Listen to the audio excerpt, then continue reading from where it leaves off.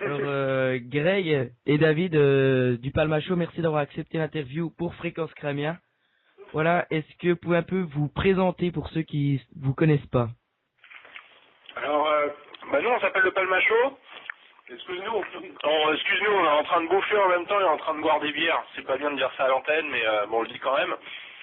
Et donc nous on s'appelle le Palma Show, on est un duo d'auteurs-comédiens et ça va faire maintenant 10 ans qu'on fait des sketchs, qu'on fait de la scène, qu'on travaille, qu'on fait tout ça. Et ça fait maintenant, ça va bientôt faire 1 an et demi qu'on est en télé sur Direct 8 en France, où on a fait un premier programme qui s'appelait La folle histoire du Palma Show. Et là récemment, le 21 mars en fait de l'année dernière, on a commencé une série qui s'appelle Very Bad Blague et qui cartonne pas mal en fait. Et voilà, on en est à la saison 2 et là on est en train de préparer la suite de la saison 2.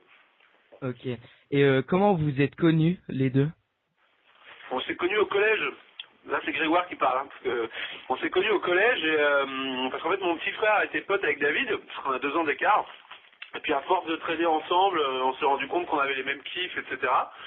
Donc on s'est dit, bah tiens, faisons des vidéos, écrivons des sketchs, etc., etc. D'abord on a commencé avec les potes, et puis au final,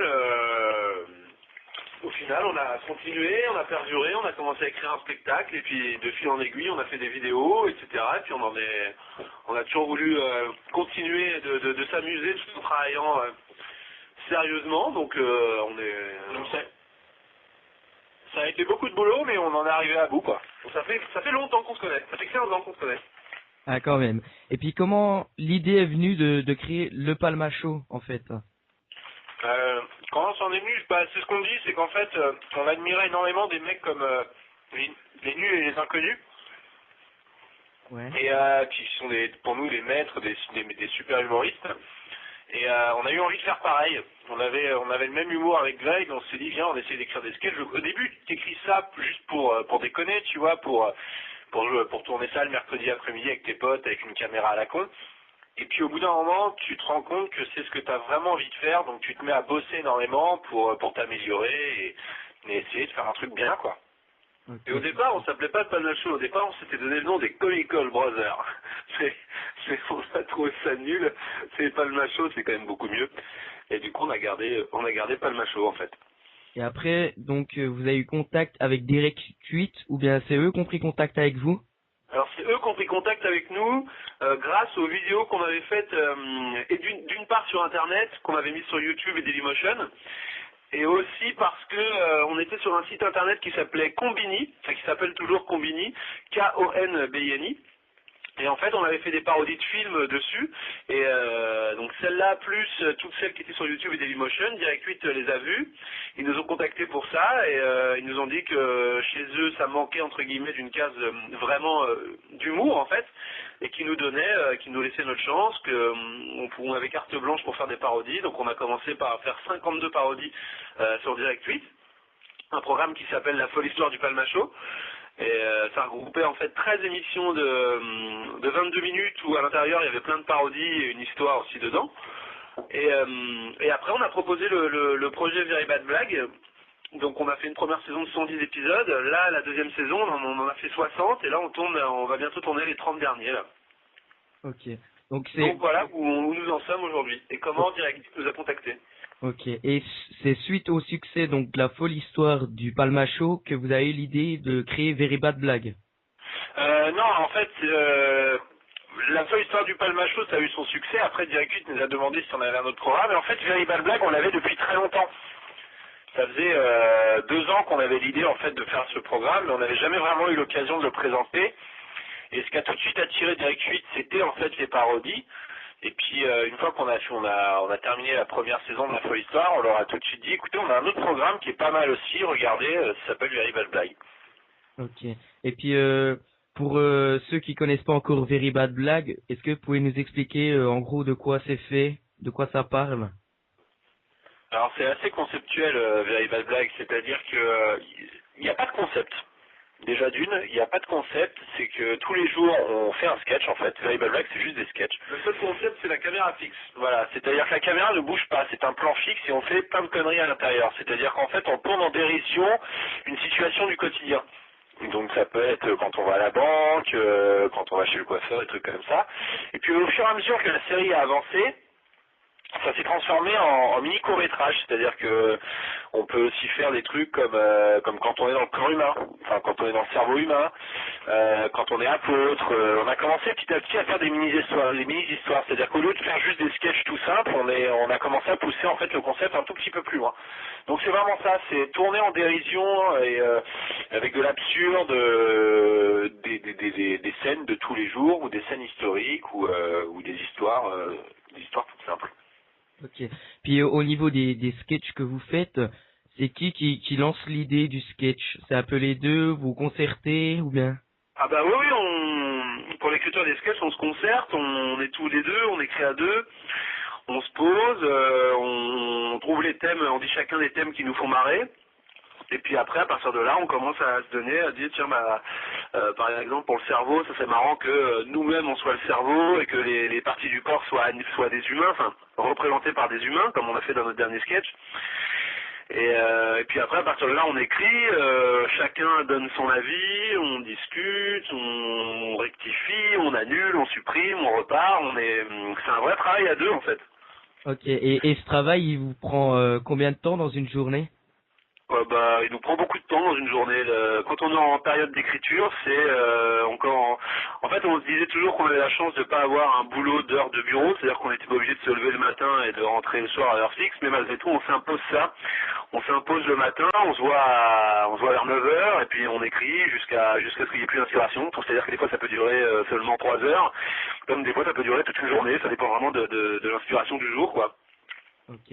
Et puis pour tourner vos sketchs, vous avez une équipe de tournage ou bien c'est comment? Oui, Comment on a ça une se équipe passe? de tournage parce qu'en fait, avec David et Jonathan, notre réalisateur, on a monté une société de production qui s'appelle Blackbuster Productions avec laquelle on coproduit les Very Bad Blagues.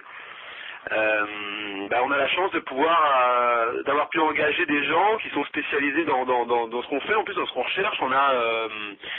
On a quelqu'un à la déco, on a quelqu'un au stylisme, on a quelqu'un au maquillage, on a un directeur de prod, on a un régisseur, on a quelqu'un au son. On est en tout une petite quinzaine et puis c'est très familial, c'est-à-dire que dans l'équipe on a des gens de nos familles, c'est vraiment une bonne ambiance, on est vraiment comme chez Blackbuster quand on travaille. On est vraiment une petite famille, quoi. Donc ça, c'est vraiment chouette. Et oui, on a du monde à chaque poste et il faut parce que souvent on a l'impression que faire un sketch c'est juste de la rigolade et c'est juste de l'amusement entre potes, ce qui est le cas chez nous. Mais en même temps, on a la chance de pouvoir professionnaliser tout ça avec des vrais moyens, quoi. Et puis pour en revenir aux vidéos, si on regarde quelques vidéos sur YouTube ou autres, on voit que des stars apparaissent dans vos vidéos. Donc il y a Elise Moon, il y a Kyoko Jandi, il y a Norman fait des vidéos, il y a encore plein d'autres. Est-ce que c'est vous qui les avez contactés pour qu'ils viennent dans votre vidéo ou bien ils sont proposés? On leur a surtout proposé en fait, mais il y avait aussi un petit mélange des deux, c'est que en fait on se connaît au final, finalement quand tu es dans ce milieu, tu rencontres facilement les gens. Et comme les personnes, ces invités qui sont dans nos vidéos, ce sont vraiment aussi des amis à la base. Ce sont vraiment des potes, donc c'est vraiment tiens, ça te dirait, vas-y, viens faire un tour dans notre sketch. Il n'y a pas vraiment de demande formelle, tu vois. On n'adresse pas un courrier ou quoi que ce soit. C'est des gens qu'on côtoie assez souvent, donc ouais, c'est vraiment des potes qui viennent tourner avec nous, quoi. Ok. Et puis je pense que là, avant vous m'avez dit qu'il y a encore une trentaine de vidéos. Vous avez un peu des infos sur le sujet que ce sera les vidéos? Ah non, ça c'est la surprise. C'est la surprise, je pensais bien. Au niveau des sketchs et vidéos que vous avez fait, quel est le sketch que vous préférez? En fait, il y en a beaucoup pour plein de différentes raisons. Moi, il y en a qui me plaisent pour l'écriture. Par exemple, j'adore sur la route des vacances, moi. Enfin, pour ce qu'on a écrit avec Greg. Moi, j'étais vraiment content de ce qu'on avait écrit sur ce sketch. Ouais. Après, j'adore aussi. On a plein, le cerveau humain, par exemple. Parce qu'il est un peu fou. Des sketchs comme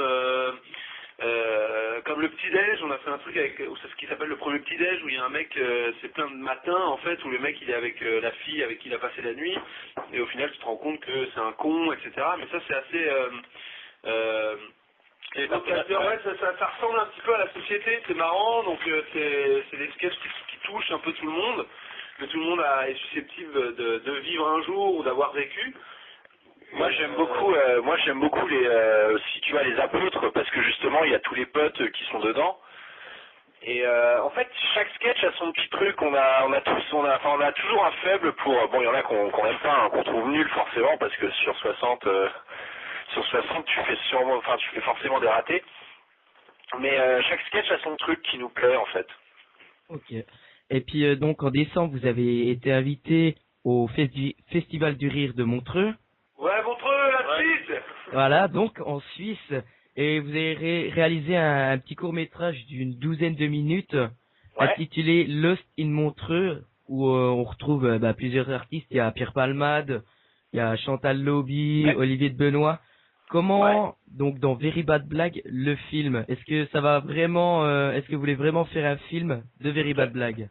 Alors peut-être qu'on fera un film, mais ce sera sûrement pas Very Bad Blague, parce que je pense qu'un film d'1h30 en plan fixe, ça va être lourd au bout d'un moment. Non, Very Bad Blague, le film c'est une blague, hein. C'était un prétexte, c'était le prétexte du court-métrage, mais bien évidemment on ne fera pas Very Bad Blague le film.